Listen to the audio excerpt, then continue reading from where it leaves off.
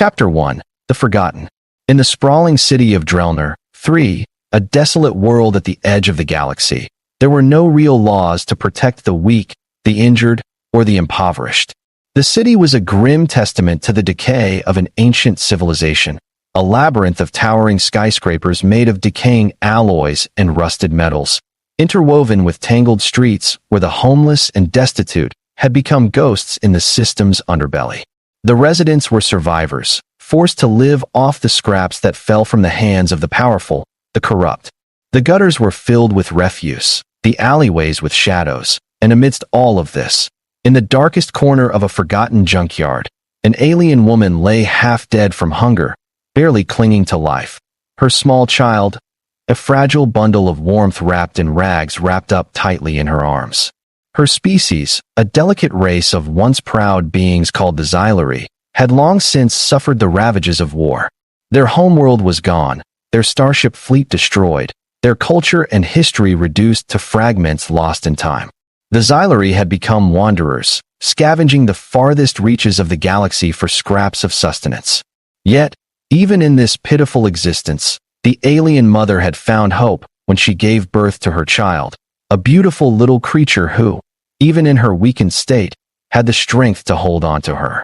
But that strength was not enough to stave off starvation and exhaustion. The little one cried, the sound weak, piercing the heavy silence of the junkyard. She was hungry too. For days, the alien woman had tried to find food, but the efforts were futile. Her once lustrous skin was now dull and sickly, and the hunger gnawed at her from the inside out. It felt like a dark cloud suffocating her, her bones aching and her strength waning. She knew the end was near. She had been alone in this unforgiving place for far too long, abandoned by the galaxy, forsaken by everyone she once knew. Her race was scattered to the wind, their legacy nothing but a whisper in the darkness. And now, even her child, her most precious gift, was about to be swallowed by the harsh, unrelenting universe. The desperation clawed at her chest, the thought of her child being left alone in this world more than she could bear. She had tried everything, tried so hard to hold on, but there was nothing left to give.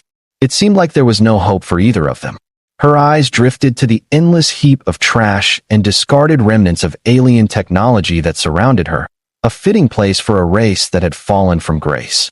She looked at her child, her little girl, who gazed up at her with eyes that mirrored her own large, reflective, full of innocence. The alien mother, in one last act of desperation, made a decision, one that would haunt her for the rest of her days. She knew she couldn't give her child the life she deserved. She couldn't bear to see her starve, to suffer any longer. With trembling hands, she gently set the baby down on the pile of discarded materials, covering her with a piece of cloth, tucking the small bundle in the safest spot she could find. Her heart broke, but there was no choice. If she didn't let go, if she didn't take the unbearable step of leaving her child in the hope of someone finding her, there was nothing left for them both. And then, she lay down beside her, her own frail body too exhausted to carry on. She closed her eyes for what she believed would be the last time, the cold grip of death finally beginning to take hold. The pain, the hunger, the hopelessness, it all began to fade, replaced by a dull, empty peace. But fate, it seemed, had other plans. Far from the chaotic city, nestled between the cliffs of Drelner 3's barren landscape, there lived a human. His name was Jack Turner, a former soldier-turned-farmer. Jack had come to Drelner 3 years ago, escaping the violence and disillusionment of war, looking for a quiet life where he could be left alone. He had found solace in the isolation of this desolate world, where the sky was always overcast, and the land was harsh and unyielding. But it wasn't the world that had broken him, it was the war. The endless cycle of violence, the destruction, the loss. It had left scars on his soul that no amount of time could heal. Drelner 3, with its empty streets and quiet nights, had offered him peace, but it also kept him running, always looking for something to numb the pain. Jack's life, though isolated, had been relatively simple. He grew crops, raised livestock, and sold his goods to those in the nearby settlements. His farm was small, but it was enough for him to live out the rest of his days quietly. But even here, in this far corner of the galaxy, Jack had learned that life wasn't always kind. The galaxy was full of broken beings who had survived, but not without cost. And every once in a while, he would find himself helping someone who had fallen too far into the cracks. It was on one such routine journey into the city to trade his goods that Jack noticed something unusual. A flicker of movement, barely perceptible, caught his attention from a distance. He was nearing the edge of the junkyard, the large expanse of refuse that stretched for miles in every direction. He had driven by it countless times, but this time something felt different. There, lying amidst the detritus of abandoned tech and forgotten machines, he saw a frail, trembling alien woman lying beside her infant. The sight was enough to freeze Jack in place. Without thinking, he pulled his vehicle off the rough, dirt path and made his way toward the woman and child. He could see that the woman was weak, barely conscious, her skin ashen, her body thin and sunken. The child, wrapped tightly in rags, was crying weakly. The sound of the infant's cry stirred something deep within Jack, a primal instinct, a longing to help, to fix what had been broken. He approached cautiously, his mind racing. What had happened here? Why were they abandoned in such a forsaken place? He knelt beside the woman, gently lifting her head with one hand, his other hand instinctively checking for a pulse. She was alive, but barely. Her breaths were shallow, her pulse faint, and the glow in her eyes was dim, clouded with exhaustion. Jack's heart raced as he turned his gaze to the infant. The baby was clearly starving, her frail body trembling with hunger and cold. Jack swallowed hard, the weight of the situation pressing down on him. This wasn't just an injured alien in need of help, this was a mother and child abandoned in a world that had no mercy. He wasn't a doctor, but he had enough training to know what needed to be done. He quickly removed his jacket and wrapped it around the baby, trying to shield her from the cold. The woman's condition was worse than he had first realized, but there was something in her, some will to live, some small, desperate spark that he couldn't ignore. He had seen enough suffering to know that sometimes, all it took was a little kindness, a small chance, for someone to survive. Jack lifted the woman carefully, supporting her head as he carried her to his vehicle. The baby was still crying, her tiny, desperate sobs echoing in the silence of the junkyard. Jack's mind raced as he tried to figure out what had brought these beings here, what had caused them to fall so far that they had ended up in the trash heap of the galaxy. But as he settled them both into his vehicle and drove toward his farm, a sense of determination settled over him. He had no answers yet, but he knew one thing for sure. He wasn't going to let them die here. He wasn't going to turn his back on them. Not now, not when they needed him most. The road to his farm was long, the cold wind howling through the barren landscape. But in that moment, Jack found a purpose again. This wasn't just about helping the weak or the broken, it was about something deeper. It was about giving hope to those who had none, about offering a second chance to a woman and a child who had been discarded by a world that had forgotten them. And perhaps, in helping them, he might find a little piece of himself again, a piece he had lost long ago in the fires of war. Jack didn't stop driving until the warm lights of his small farm appeared on the horizon, cutting through the darkness of Drelner 3's barren landscape. The wind howled outside, a constant reminder of how isolated he truly was. But inside the vehicle, the atmosphere was different. Despite the grim circumstances, a strange feeling of responsibility and protectiveness had settled in Jack's chest. He wasn't sure what had compelled him to help the alien woman and her baby, but something deep inside him had stirred when he saw them in the alleyway. There had been something desperate in the way the woman had clutched her child to her, something that reminded him of how far he had fallen in his own life. The woman was still unconscious, her breathing shallow and weak. The baby, wrapped in Jack's jacket, had stopped crying, but she was still trembling, her small body fighting against the cold. Jack glanced at the baby in his rearview mirror, his heart sinking as he realized how fragile she truly was. He had no idea what kind of species the child was, but her tiny features were unmistakably alien. The soft blue glow of her skin had begun to fade, and her tiny hands were clenched, as though she were trying to fight against the fear and hunger gnawing at her. The journey to Jack's farm felt like it took an eternity, the vehicle bouncing over the rocky terrain as the wind picked up outside. He kept glancing at the unconscious woman in the passenger seat, feeling a sense of helplessness wash over him. What was he supposed to do? He wasn't a doctor, wasn't trained in alien biology or medicine, but he had to try. There was no other choice. By the time they reached the farmhouse, the darkness had fully enveloped the land. Jack parked the vehicle in front of the house, his hands trembling slightly as he unbuckled his seatbelt and turned to check on the woman. She hadn't stirred, and he was becoming increasingly worried about her condition. She was barely breathing, her skin pale and cold to the touch. But the baby was still alive, still clinging to the warmth Jack had provided. Jack carried both the woman and the baby into the house, his heart pounding in his chest. The farmhouse was modest, with a fireplace crackling gently in the corner and a warm bed waiting for them. He laid the woman on the bed first, covering her with a thick blanket. Then he turned his attention to the infant. Her tiny form looked so fragile in his arms, and the soft, whimpering noises she made tugged at his heart. "Hey there, little one," Jack whispered, his voice softer than he expected. "It's gonna be okay. You're safe now." He placed her gently beside her mother, careful not to wake the woman yet. Then, he turned to the kitchen and began preparing some food. His farm was basic, but it had everything he needed. He gathered what he could, some protein-rich broth, a few vegetables from his small garden, and set them to boil, hoping it would be enough for the child. He had no idea if this alien species could even consume what he had on hand, but it was all he could offer.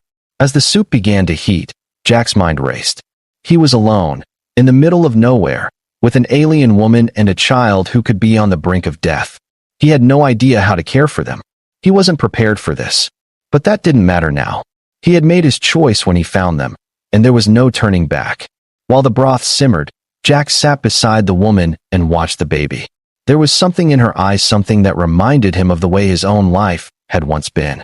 Once, he had been part of something larger. He had fought in wars, been a soldier, trained to serve, to protect. But he had lost everything in the chaos of war. When the conflicts had ended, he had left, seeking peace on Drelner 3, away from the destruction and death. But peace had eluded him, just as it had for the alien woman before him. He looked at her, her skin faintly glowing in the dim light, her features delicate yet strong. Despite her frailty, she had survived, had fought to keep her baby alive in a world that had no mercy. And now, it was his turn to give something back. He didn't know how, but he was going to try. The soup began to bubble, and Jack poured some of it into a small bowl. He brought it over to the baby, holding it close to her tiny lips. She stirred slightly, her delicate features scrunching in confusion. Then, just as he had hoped, the baby took a small sip, her body instinctively responding to the nourishment. Jack watched her, relieved, as the baby continued to drink. Maybe, just maybe, there was hope for them both. The sound of a low groan interrupted his thoughts. He turned to find the woman's eyes fluttering open. She blinked slowly, disoriented at first, but then her gaze fixed on Jack. Her breath caught as she saw the baby beside her, and the faintest glimmer of recognition crossed her face. The woman reached out, her hand trembling as she pulled her child close. "Why you helped us," she whispered, her voice weak, but filled with gratitude. "You saved us." Jack nodded, his throat tight. He didn't know how to respond. He wasn't a savior. He was just a man trying to survive, trying to make sense of a broken world. But in that moment, he couldn't help but feel that, in some way, he had made a difference. Chapter 2, The Hidden Past. Days passed, and Jack continued to care for the alien woman and her child. The woman, whose name was Lyra, slowly regained her strength, though she remained quiet for most of the time. The baby, named Arana, became stronger with each passing day as well, her small cries growing less frequent as she was fed and kept warm. Jack spent his time tending to his farm, making sure that there was enough food for all of them, though his mind never fully left the small family he had taken in. It wasn't long before Lyra's health improved enough for her to speak more freely. She told Jack her story, though much of it was still fragmented by exhaustion and grief.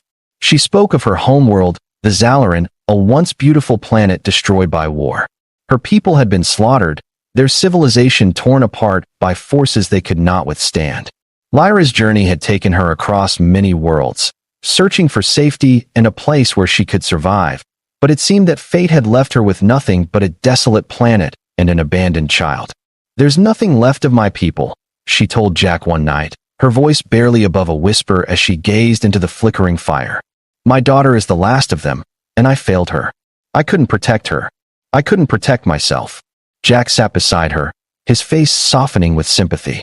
He had heard stories of war-torn worlds, of races devastated by forces they could not control, but hearing Lyra's words brought the full weight of her suffering into perspective.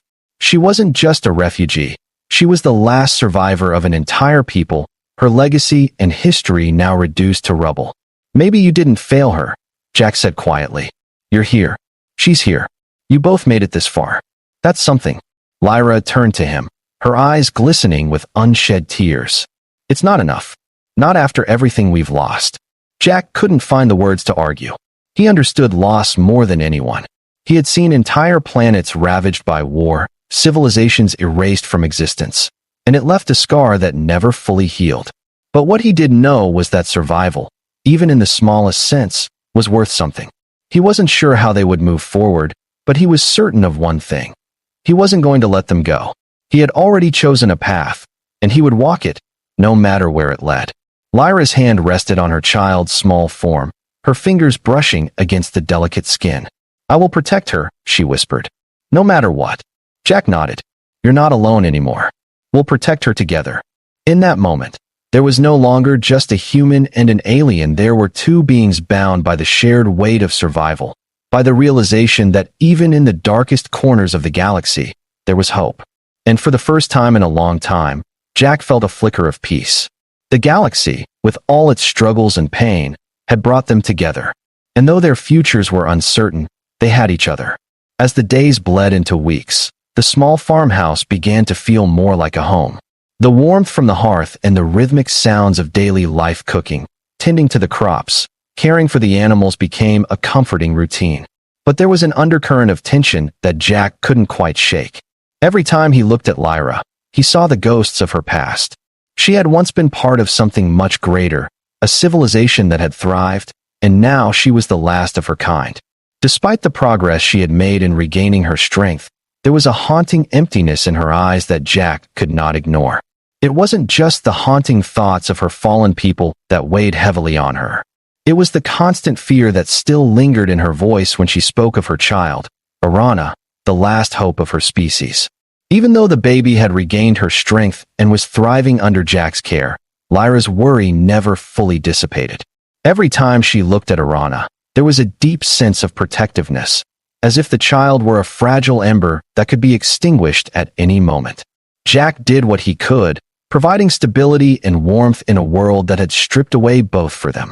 He had never been one to stand idly by in the face of danger, and now, with Lyra and Arana under his care, he found himself more determined than ever. There was something larger at play, and he had a growing sense that it would soon come for them. This little farm, nestled on a lonely planet at the edge of the galaxy, was no longer just a place of quiet retreat. It was a sanctuary, and perhaps a target. The first real test came one afternoon when Jack was out in the fields, tending to the land as he always did. He was focused on the work, the rhythm of his movements allowing him to push aside his worries. It wasn't until he heard the faint hum of an engine in the distance that he allowed his thoughts to break from the monotony of his work. He glanced up, scanning the horizon.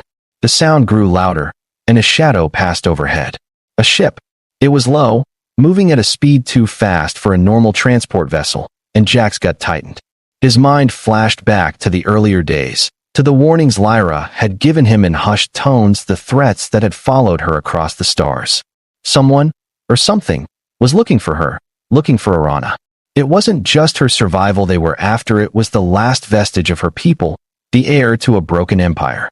Jack stood frozen for a moment, the realization of what was coming crashing into him.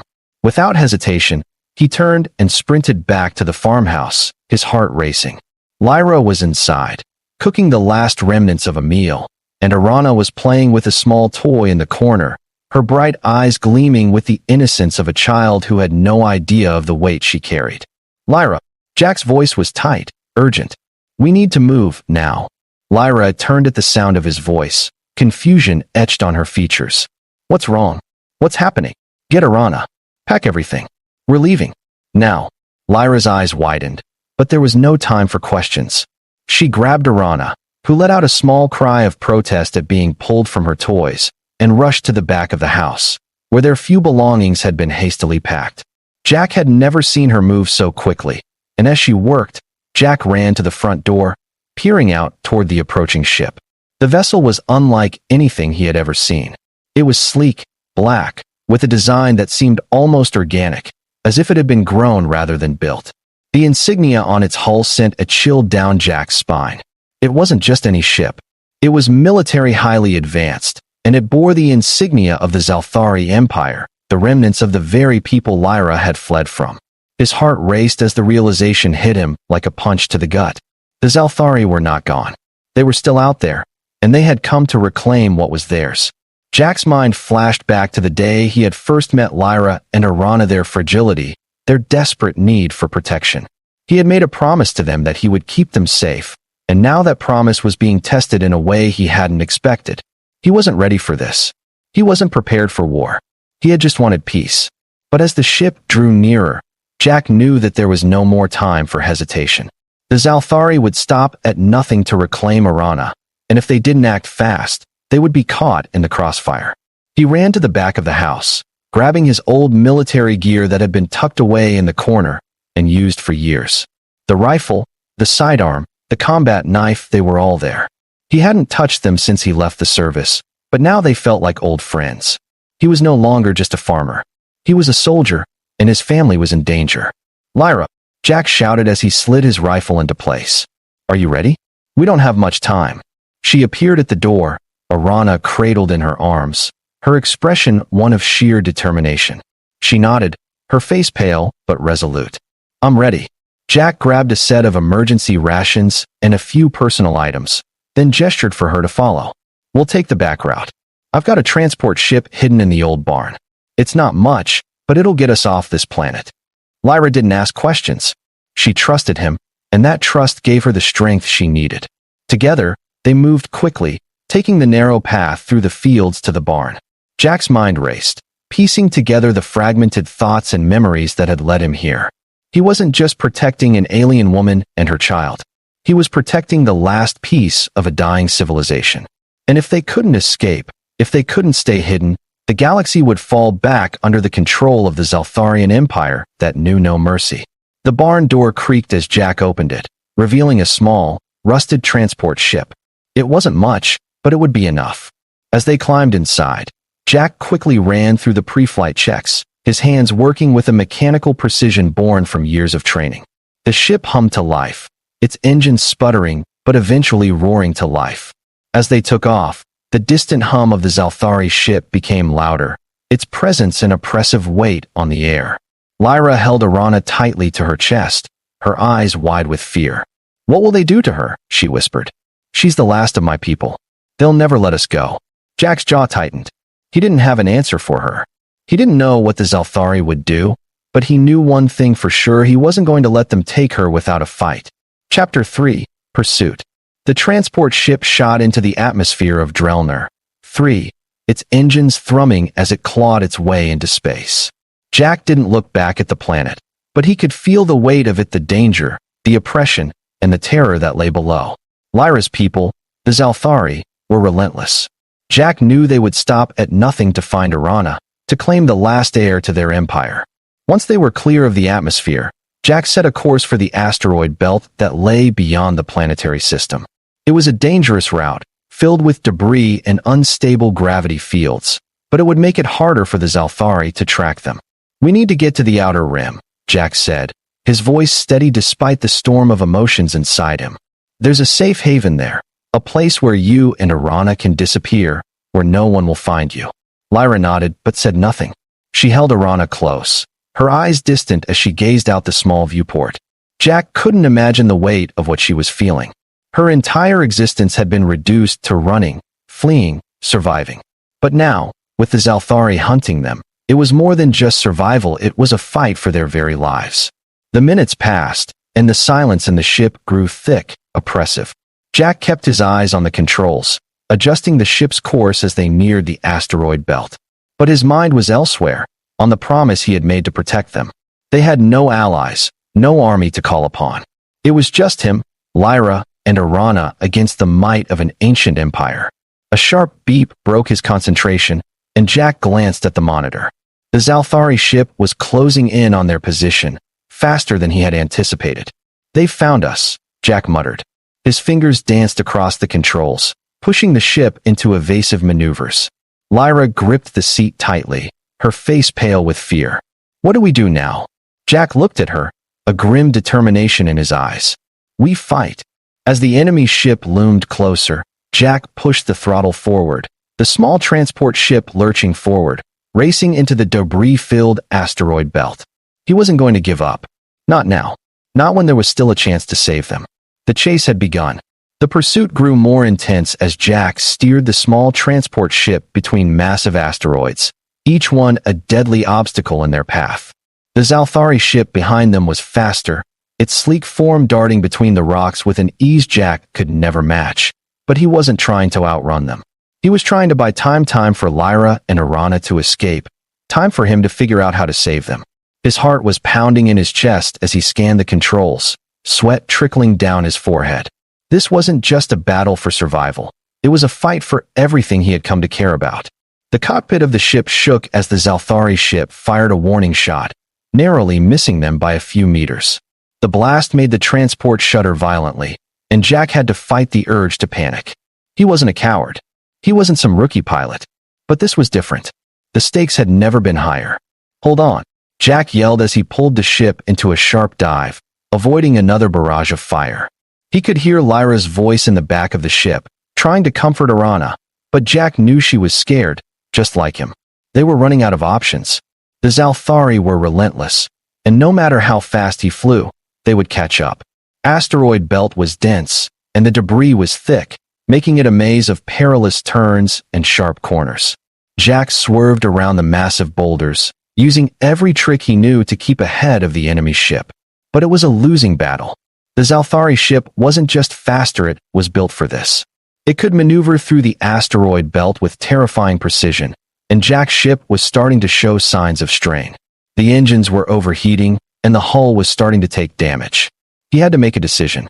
"Lyra," Jack called over the comms, his voice tight with stress. "You need to be ready.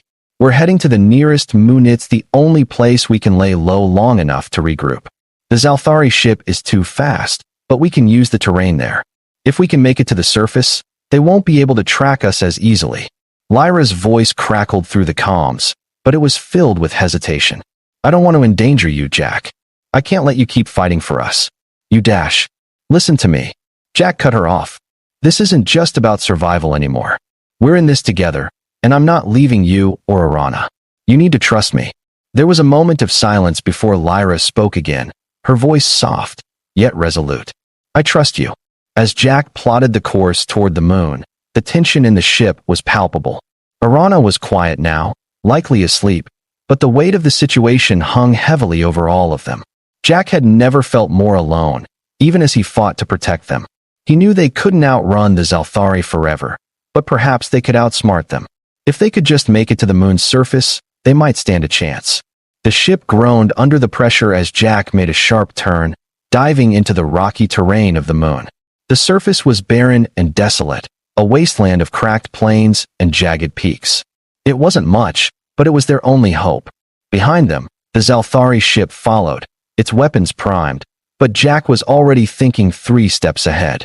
He dove toward a cluster of sharp cliffs, using the landscape as cover, hoping to make the Zalthari ship follow into the narrow canyon.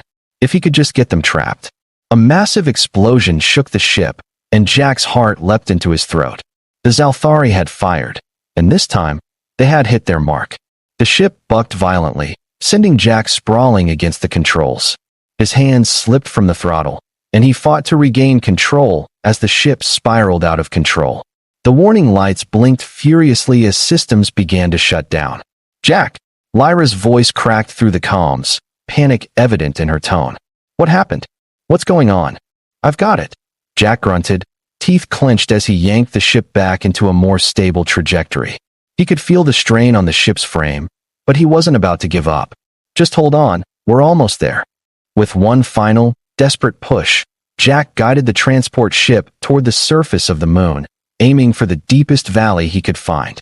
The Zalthari ship was right on their tail, firing relentlessly, but Jack's focus was razor-sharp. He knew the narrow canyons would be their best chance to survive, even if it meant taking risks. Finally, with a deafening crash and a jolt that nearly threw Jack from his seat, the transport ship touched down, skidding across the rocky surface before slamming into the side of a cliff. The ship's hull groaned, its systems failing, but they had made it. They were alive. For now. Chapter 4. The End and a New Beginning. Silence descended over the transport ship as the engines sputtered and died. Jack remained frozen in his seat for a long moment, his chest heaving as he struggled to catch his breath. The violent shaking had left him disoriented, but he couldn't afford to linger in that state. The Zalthari ship was still out there, and it wouldn't be long before they came searching for them. Lyra was the first to break the silence, her voice soft but filled with urgency. "Jack, are you all right? What happened?" "I'm fine," Jack said, wiping the sweat from his brow. "We've got more immediate problems. We're not out of danger yet." He turned and looked at Lyra, who was still holding Arana close, her face pale but resolute. The baby had finally fallen asleep, and her soft breathing seemed like a small miracle in the chaos. Jack couldn't help but smile despite the dire circumstances. This little girl, this last hope of a dying species, had already survived so much. He wasn't going to let that end. They had only a few minutes before the Zalthari ship arrived. Jack's mind raced, and he glanced over the ship's damaged systems, seeing that they had only limited power. "I'll need you to stay here, keep Arana safe. I'm going to try and buy us some time." Lyra's eyes widened in alarm. "No, Jack dash." But Jack cut her off, his voice firm. "I'm not letting you down, Lyra. Not now. You have to trust me." He knew what he had to do. With the ship's weapons down and the power flickering, the best option left was to make sure the Zalthari thought they were dead. If they couldn't find the ship, if they couldn't track them, they would have a chance to slip away. "I'll make it quick," Jack said, his voice low as he stood up. "Stay hidden. Don't come out until I give the all clear." Lyra didn't argue. She nodded, her face filled with both fear and gratitude. Jack gave her one last look, then climbed out of the ship. His boots hit the rocky surface with a thud as he made his way to the back of the ship, finding the emergency hatch that led to the outer hull. He worked quickly, disabling the external comm system and using the remnants of his old military gear to rig the ship's sensors to send out a false signal that would make the ship seem abandoned, inactive. The minutes felt like hours as Jack worked. Every moment, he expected the Zalthari ship to appear, its ominous shadow stretching across the canyon. But somehow, by the time he finished, the ship was silent. The signal was in place. He rushed back inside, locking the hatch behind him. "Lyra," he said, stepping into the main cabin, "we're as good as we're going to get. We need to move." Together, they gathered their few belongings, took one last look at the wrecked transport ship, and climbed into the hills, disappearing into the canyons. Jack had a destination in mind, a small outpost on the far side of the moon, a place where no one would think to look for them. They weren't safe yet, but they were alive. For now, that was enough. And as they walked away from the wreckage, Jack felt a weight lift off his shoulders. They had survived, and together, they would find a way forward, no matter what came next.